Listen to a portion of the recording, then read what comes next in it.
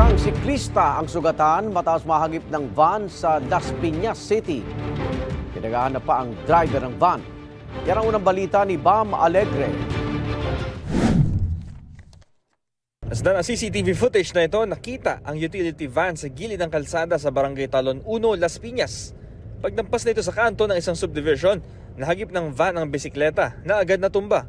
Sa halip na huminto, tuloy-tuloy lang ang driver ng van sa pagmamaneho. Iniinda pa rin ang siklistang si Jude de la Cruz ang sakit ng katawan mula sa mga galo sa braso at binti matapos siyang mahagip ng van. Kwento ni Jude sa GMA Integrated News, papasok siya sa trabaho kahapon gamit ang kanyang bisikleta nang mangyari ang insidente. Nung nagulat na ako, bigla niya po akong sinagi na parang sadya. Tapos nung tumila po na po ako nun, sinubukan po siyang harangan ng isang nakamotor.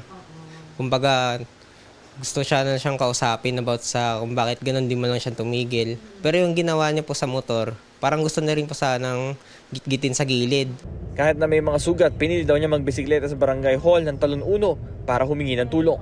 Nabigyan siya ng pangunang lunas doon at naipablatter na rin niya ang insidente. Gusto ko po sana siyang kung makipag-ugnayan man lang sana sa akin na kung ano man yung mangyari, pag-usapan na lang namin maayos kung pananagutan niya ba to or kung ano man yung matol sa kanya ng batas natin.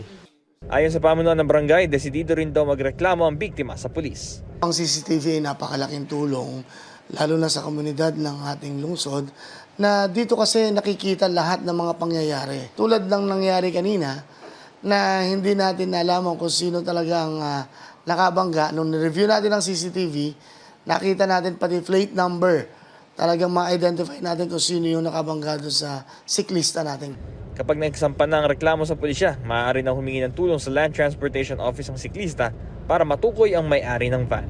Ito ang unang balita, Bam Alegre para sa GMA Integrated News.